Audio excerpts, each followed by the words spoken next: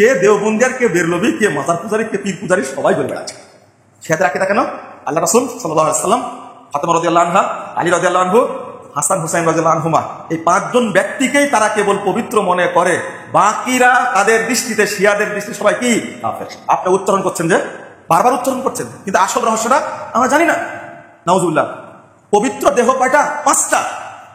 অথচ আল্লাহ রাব্বুল আলামিন বলে দিয়েছেন, সাহাবায়ে কেরাম প্রথমে বলেছেন তার পরিবার এবং সাহাবায়ে কেরাম সবাই কি পবিত্র।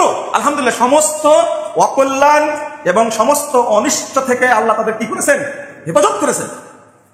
কেন? আয়েশা রাদিয়াল্লাহু আনহা পবিত্র মহিলা না? খাদিজা রাদিয়াল্লাহু আনহা পবিত্র মহিলা না? তাহলে বাদ দিলেন না তাকে? পাক পাঞ্জাতন ভাষাটাই হলো শিয়াদের তৈরি এবং তারাই প্রচার করেছে। কোথায় ঢুকে গেছে? হচ্ছে 5 জন পবিত্র ব্যক্তিকে বুঝায়। তন হচ্ছে কি? দেহ। তন হচ্ছে কি? ফার্সিতে পাঁচ হলো 5, ফার্সি শব্দ 5 হলো 5, তন হলো কি? দেহ। 5টি পবিত্র সত্তা, 5টি পবিত্র সত্তা। এই 5টি পবিত্র সত্তা আপনারা জানেন কিনা? কেউ হ্যাঁ জানেন না? তাহলে তো আমার বলার দরকার নেই। 5টি পবিত্র সত্তা, তাদের ধারণা হচ্ছে যে এই 5টি পবিত্র সত্তার মধ্যে আছেন আলী ইবনে আবি তালেব, ফাতেমা জাহরা, হাসান ইবনে আলী, হুসাইন ইবনে আলী এবং আল্লাহ রাসূল সাল্লাল্লাহু আলাইহি ওয়াসাল্লাম। তারা একসাথ করে দিয়েছে। যেমন খ্রিস্টানরা কি রাসূল সাল্লাল্লাহু আলাইহি ওয়াসাল্লামকে তৃতীয়বাদের মধ্যে ঈসা আলাইহিস সালাতু ওয়াসসালাম, মরিয়ম আলাইহিস সালাতু ওয়াসসালাম এবং আল্লাহ, এই 3 জনকে কি করেছে? একসাথ করে ফেলেছে, একাট্টা করে দিয়েছে। ঠিক এরাও এই পাক পাঞ্জাতনের মধ্যে এটাকে একাট্টা করে দিয়েছে। আর আহলে বাইত হচ্ছে রাসূল সাল্লাল্লাহু আলাইহি ওয়াসাল্লামের পরিবার। রাসূল সাল্লাল্লাহু আলাইহি ওয়াসাল্লামের স্ত্রীদেরকে আহলুল বাইত বলা হয়। কাদেরকে আহলুল বাইত বলা হয়? রাসূল সাল্লাল্লাহু আলাইহি ওয়াসাল্লামের স্ত্রীদেরকে আহলুল বাইত বলা হয়। রাসূল সাল্লাল্লাহু আলাইহি ওয়াসাল্লামের পরিবার কারা? প্রথমে কারা আসবে বলেন তো? আপনাকে যদি বলি যে আপনার পরিবার, তাহলে আপনার স্ত্রীকে এখান থেকে বাদ পড়বে? আপনারা কি বলেন, বাদ পড়বে? না। আহলুল বাইতের প্রথমেই হচ্ছে রাসূল সাল্লাল্লাহু আলাইহি ওয়াসাল্লামের স্ত্রীগণ, তারপরে রাসূলুল্লাহ সাল্লাল্লাহু আলাইহি ওয়াসাল্লামের সন্তানগণ, তারপরে কারা আসবে? রাসূল সাল্লাল্লাহু আলাইহি ওয়াসাল্লামের সন্তানগণ আসবে। রাসূল সাল্লাল্লাহু আলাইহি ওয়াসাল্লামের স্ত্রীগণ প্রথম আসবেন। স্ত্রী না হলে সন্তান হবে কিনা? সুতরাং প্রথমেই আহলে বাইতের মধ্যে কারা আসবে? রাসূল সাল্লাল্লাহু আলাইহি ওয়াসাল্লামের স্ত্রীগণ, তারপরে রাসূল সাল্লাল্লাহু আলাইহি ওয়াসাল্লামের সন্তানগণ। কিন্তু শিয়া দৃষ্টিভঙ্গিতে আহলুল বাইত বলতে তারা বুঝান আলী ইবনে আবি, না 5 জনকে, তারা শুধুমাত্র আলী ইবনে আবি তালেব, ফাতেমা জাহরা এবং হুসাইন ইবনে আলী, এই 3 জনকে আহলুল বাইত মনে করেন। বলেন নাউজুবিল্লাহ। হাসান ইবনে আলী রাদিয়াল্লাহু আনহু তারা আহলুল বাইতের মধ্যে অংশগ্রহণ করেন না, আহলুল বাইতের মধ্যে অন্তর্ভুক্ত করেন না।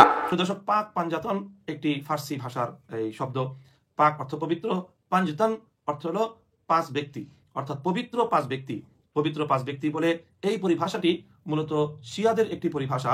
শিয়ার মতাদর্শের অবলম্বীরা বা শিয়া মতাদর্শ অবলম্বীরা তারা এই পাক পাঞ্জাতন বলে 5 জন বিশিষ্ট ব্যক্তিকে তারা বুঝিয়ে থাকে।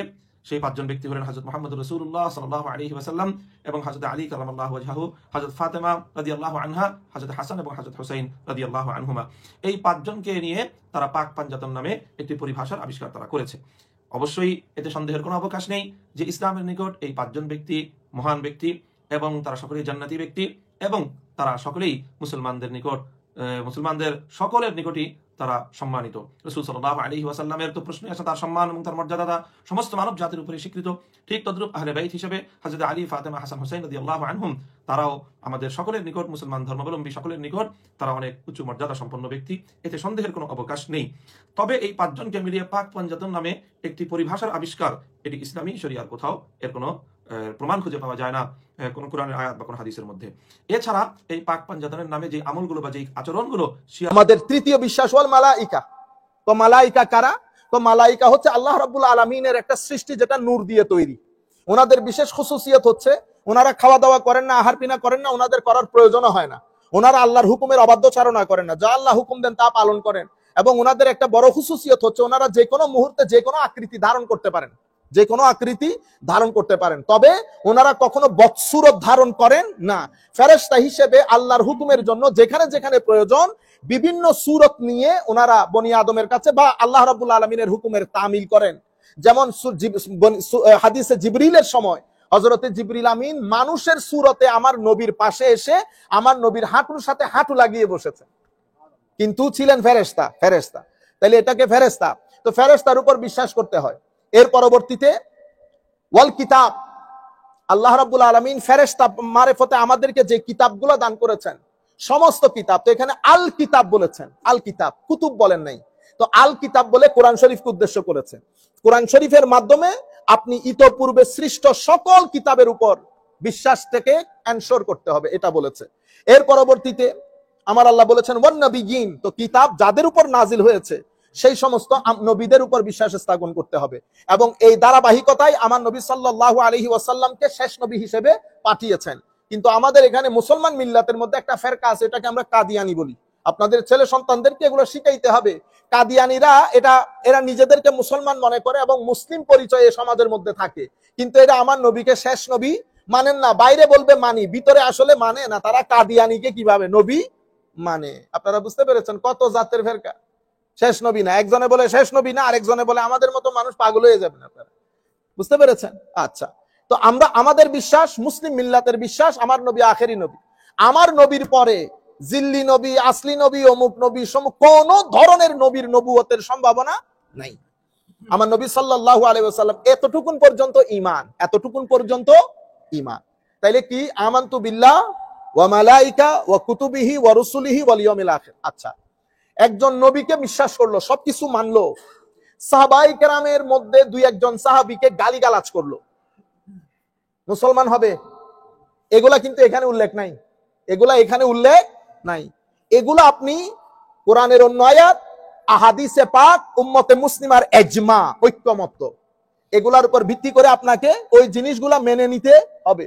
সাহাবায়ে কেরামের ব্যাপারে যদি বিদ্বেষ থাকে, যে কোনো সাহাবী, ছোট সাহাবী, বড় সাহাবী, সিনিয়র সাহাবী, জুনিয়র সাহাবী, হ্যাঁ, সাহাবায়ে কেরামের মধ্যে সিনিয়রিটি জুনিয়রিটি আছে। সাহাবী হওয়ার ক্ষেত্রে সবাই এক, কিন্তু আমরা যদি সিনিয়রিটি জুনিয়রিটি মানে ফজিলতের দিক থেকে দেখি, সবাই এক না। ইমাম হাকিম সাহাবায়ে কেরামকে 12 তাবকায় বিভক্ত করেছেন। কয় তাবকা? 12টা স্টেজ, 12টা স্তর। প্রথম স্তরে রেখেছেন যারা প্রথম ইসলাম কবুল করেছেন, এর পরবর্তীতে বদরি সাহাবী আছে, এর পরবর্তীতে উহুদে যারা যুদ্ধ করেছেন সেই সমস্ত সাহাবায়ে কেরাম। এভাবে করতে করতে করতে শেষ পর্যন্ত যারা আমার নবী সাল্লাল্লাহু আলাইহি ওয়াসাল্লাম 10ম হিজরিতে একেবারে ইসলাম কবুল করেছে। কিছু সংখ্যক সাহাবী আছেন যারা আমার নবী দুনিয়া থেকে চলে যাওয়ার কিছুদিন পূর্বে ইসলাম কবুল করেছেন। তো যারা প্রথম ইসলাম কবুল করেছে, আমার নবীর সাথে রোদে শুকিয়েছে, বৃষ্টিতে ভিজেছে, আমার নবীকে সামগ্রিকভাবে প্রোটেকশন দিয়েছে, আমার নবীর কদমের মধ্যে সমস্ত ধন সম্পদ লুটিয়ে দিয়েছে, সেই সাহাবী আর আমার নবী দুনিয়া থেকে যাওয়ার 2 দিন আগে ইসলাম কবুল করেন ওয়ালা সাহাবী কখনো স্ট্যাটাসের দিকে এক না। কিন্তু সাহাবী যিনি, যার নাকে আমার নবীর ফ্র্যাগ্রেন্স লেগেছে রুয়ে জমিনের মধ্যে, তার চেয়ে ফজিলতপূর্ণ আর কেউ নাই। আপনারা বুঝতে পেরেছেন? সাহাবায়ে কেরামের এই শান। আমার নবী বলেছেন আমার সাহাবী সম্পর্কে কোনো উল্টা পাল্টা কথা, কোনো ক্রিটিসিজম চলবে না। আলে রাসূল দেখছেন, আলে রাসূলের ক্ষেত্রে আমাদের ভিতরে কেমন কেমন করে, এটা শিয়া, এটা শিয়া। বুঝতে পেরেছেন? এটা হলো খারেজি রোগ। কি রোগ? খারেজি রোগ। আলে রাসূল, আমার নবী 5 জনের ক্ষেত্রে অসম্ভব গুরুত্ব দিয়েছেন, সব জায়গায় 5 জনকে রিপ্রেজেন্ট করেছেন। ইয়া রাসূলুল্লাহ, আজওয়াজে মুতাহারা কি আলে রাসূল না? তো আলে রাসূল। ইয়া রাসূলুল্লাহ, আপনার চাচা, আপনার ফুফু, এরা সবাই আল না? ইয়া আল। তবে আমার এই 5 জন ভেরি স্পেসিফিক, ভেরি আমার মহব্বতের নবী। কুল লি আজওয়াজি, হাবিব আপনি বলে দিন আপনার স্ত্রীদেরকে, ইন কুনতুন্না তুরিদনাল হায়াতাদ দুনিয়া ওয়া জিনাতাহা ফাতাআলাইনা উমাত্তিকুন্না ওয়া উসাররিহকুন্না সারাহান জামিলা ওয়া ইন কুনতুন্না তুরিদনা আল্লাহ ওয়ার রাসূলা ওয়াদ দারাল আখিরা ফাইন্নাল্লাহা আ'আদ্দা লিল মুহসিনাতি মিনকুন্না আজরান আযীমা। এখান থেকে শুরু হয়েছে। আপনারা দেখেন, আপনারা বুঝবেন আয়াতের মধ্যে কি বলে। এর মধ্যে কুন্না তুন্না, কুন্না তুন্না, ইন কুনতুন্না, ইন কুনতুন্না। যদি পুরুষদের জন্য হইতো তাহলে তুন্না হইতো না, তাহলে কি হইতো? কুনতুম, কুনতুম। তো মহিলার ক্ষেত্রে সেজন্য কি হয়েছে? কুনতুন্না। তো তুন্নার মাধ্যমে আমরা বুঝতে পেরেছি এখানে কোনো পুরুষ মানুষ ইনভলভ নাই। আমার নবী, আমার আল্লাহ প্লেইনলি কথা বলতেছেন আমার নবীর স্ত্রীদের ব্যাপারে। ইন কুনতুন্না তুরিদনা ওয়া ইন কুনতুন্না তুরিদনা, দুইটাই মহিলা। এরপরে নিচের আয়াতের মধ্যে বলেছে ইয়া নিসা আন-নবী। এখন আমার আল্লাহ সরাসরি ডাক দিয়েছেন, এ আমার নবীর স্ত্রীরা, ও আমার নবীর স্ত্রী, ইয়া নিসা আন-নবী। তাইলে এই আয়াতও আমরা বুঝতে পেরেছি এখানে কোনো পুরুষ মানুষ নাই। এরপরের আয়াতের মধ্যে আমার আল্লাহ আয়াতের প্যাটার্নে বুঝতে পেরেছি এখানেও কোনো পুরুষ মানুষ। কেন? ওয়ামাই ইয়াকনুত মিন কুন্না। তো কুন্না তুন্না এগুলা মহিলাদের জন্য ব্যবহার হয়। যদি এখানে পুরুষ হইতো তো কি হইতো? ওয়ামাই ইয়াকনুত মিনকুম। তো কুম না, কুন্নার কারণে আমরা বুঝতে পেরেছি এটা মহিলা। এরপরের আয়াতের মধ্যে আমার আল্লাহ আবার বলতেছেন ইয়া নিসা আন-নবী লাস্তুন্না কাআহাদিন মিনান নিসা, এ আমার নবীর স্ত্রীরা আপনারা অন্য কারো কোনো মহিলার মতো নন। তাইলে এখানেও আমার নবীর স্ত্রীদের ব্যাপারে কথা আসছে। এই আয়াত শেষ হওয়ার পরে এই পরের আয়াত শুরু হয়েছে। কি বলতেছে? ওয়াকারনা তাহলে ওয়াকারনা বলার কারণে আমরা বুঝতে পারতেছি এটাও মহিলাদের জন্য, পুরুষদের জন্য ওয়াকারনা আসে না। ওয়াকারনা ফি বুয়ুতিকুন্না ওয়ালা তাবাররাজনা, দেখছেন আয়াতগুলো দেখেন, ওয়ালা তাবাররাজনা তাবাররুজাল জাহিলিয়াতিল উলা। হ্যাঁ, এরপরে ওয়া আকিমনাস সালাহ ওয়া আতিনাজ যাকাত, পুরুষ মানুষ হলে ওয়া আকিমনা হইতো না, ওয়া আকিমুস সালাহ ওয়া আতুজ যাকাত, মহিলার কারণে ওয়া আকিমনাস সালাহ ওয়া আতিনা যাকাত। এরপরে ওয়া আতিনা আল্লাহ ওয়া রাসূলা, আর যদি পুরুষ মানুষ হইতো তাহলে আসতো ওয়া আতিউল্লাহ ওয়া রাসূলা। তাহলে বুঝতে পেরেছেন পুরুষ মহিলা পুরুষ মহিলা। পুরো আয়াতে আমার নবীর স্ত্রীদের কথা, এতটুকুন তো বুঝেছেন। মাঝখানের আয়াত কি দেখেন, ইন্নামা ইউরিদুল্লাহু লিইউযহিবা আনকুম, হওয়ার দরকার কি ছিল আনকুন্না, কারণ আমার আল্লাহ তো মহিলাদের কথা বলতেছেন। আল্লাহ কুম বললেন কেন? তো কুম বলেছে, কুন্না বললে পুরুষ ইনভলভ হয় না, কুম বললে পুরুষ ইনভলভ হয়, মহিলা ইনভলভ হয়। তা আল্লাহ কুম বললেন কেন? তো কুম আমার নবী বলে দিয়েছে। আমি কুম কেন বলেছি? কেন? আমার নবী ওই আয়াত নাজিল হওয়ার পরে ফজরের নামাজ পড়তে যাওয়ার সময় আমার নবী চাদর খুলেছেন, চাদরের মধ্যে বলেছে আলীও ঢুকো, হাসানও ঢুকো, হুসাইনও ঢুকো, ফাতেমাও ঢুকো। ঢুকার পরে চাদর এভাবে বন্ধ করে বলছে আল্লাহুম্মা হাউলাই আহলু বাইতি, ও আল্লাহ এরা আমার আহলে বাইত, এরা আমার আহলে বাইত। তো ওই যে আয়াত নাজিল করেছে ইন্নামা ইউরিদুল্লাহ, নিশ্চয়ই আল্লাহ রাব্বুল আলামিন ইচ্ছা পোষণ করেন, কি চান? লিয়ুযহিবা, দূর করতে, আনকুম, তোমাদের থেকে। অথচ আয়াতের বলতেছে আনকুন্না হওয়ার জন্য। আনকুন্না হলে কিন্তু হাসান হুসাইন ইনভলভ হইতো না। তো এখন এতগুলা কুন্নার পরে এই জায়গার মধ্যে এসেছে শুধু কুম, পুরুষ মানুষ। বুঝতে পেরেছেন? আনকুম আলাল বাইত, ও আলে বাইত, ওয়ায়ুতাহিরা কুম, কুন্না না কুম, তাতহিরা, এবং তোমাদেরকে আমার আল্লাহ পূর্ণ পবিত্র করতে চান। তাইলে এই কুম বলে আমার আল্লাহ কাকে বুঝিয়েছেন? আমার নবীর চেয়ে বড় তাফসীর তো কেউ করতে পারবেন না। আমার নবী এরপরে এই কাজ যখন করতেছেন, হযরতে উম্মু সালামা রাদিয়াল্লাহু তাআলা আনহা বলতেছেন, ইয়া রাসূলুল্লাহ, আমিও আসি চাদরে। আমার নবী বলতেছেন, উম্মে সালামা, তুমি যেখানে আছো তুমি সেখানে ঠিক আছো, মানে তুমি তো আলে রাসূল আছো, তোমার জায়গা তোমার, কিন্তু এই 5 জনের জায়গা নিরালা, এই 5 জনের জায়গা নিরালা। ইন্নামা ইউরিদুল্লাহু লিইউযহিবা আনকুম, এই জন্য এই 5 জন চাদরের ভিতরের 5 জনকে পাক পাঞ্জিতান, আপনারা কি বলবো, বড় বড় আলেমরা বই পেয়ে গেছে, কোনো আবার কেউ শিয়া বলে দেয়নি কোনো। বুঝতে পেরেছেন? উম্মতে মুসলিমা এই ঘটনা নিয়েও ডিভাইডেড হয়ে গেছে। এটা তো সবার এটা।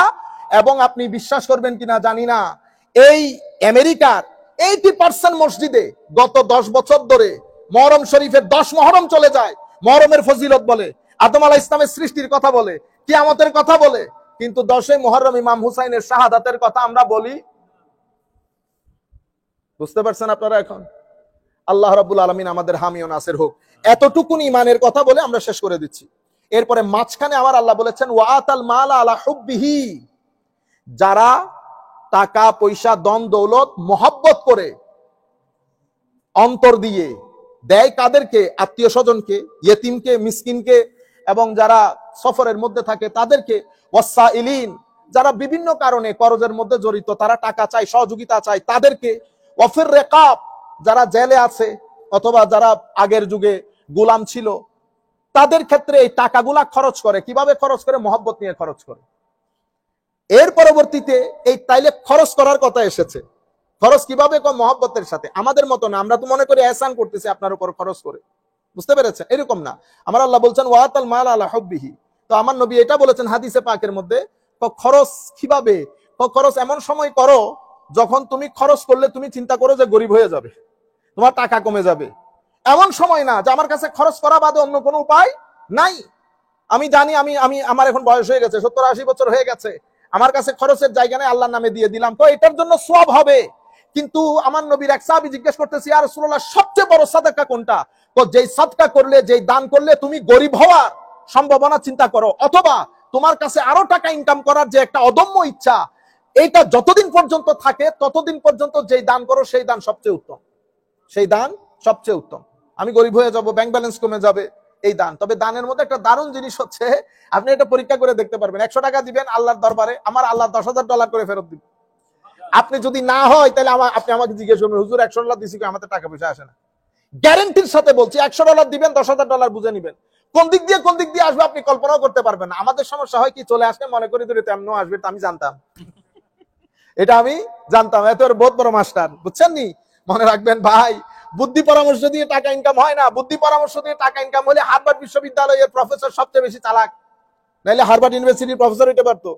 হ্যাঁ, তো এরা আমাদের এখানে যারা যাদের 4-5টা ঘর আছে, এরা হার্ভার্ড ইউনিভার্সিটির প্রফেসরের চেয়ে রিচ। তাইলে বোঝা যায় এটা চালাকির উপর ডিপেন্ড করে না, এটা আপনি কতটুকুন মাথা কাজ করে এতটুকুনের উপর ডিপেন্ড করে না। এটা আমার আল্লাহর খাস দয়া। আমার আল্লাহ বলছেন যাকে চাই দান করি, যাকে চাই দান করি। এরপরে এই কথার পরে মাঝখানে তৃতীয় ভাগ শুরু করেছে।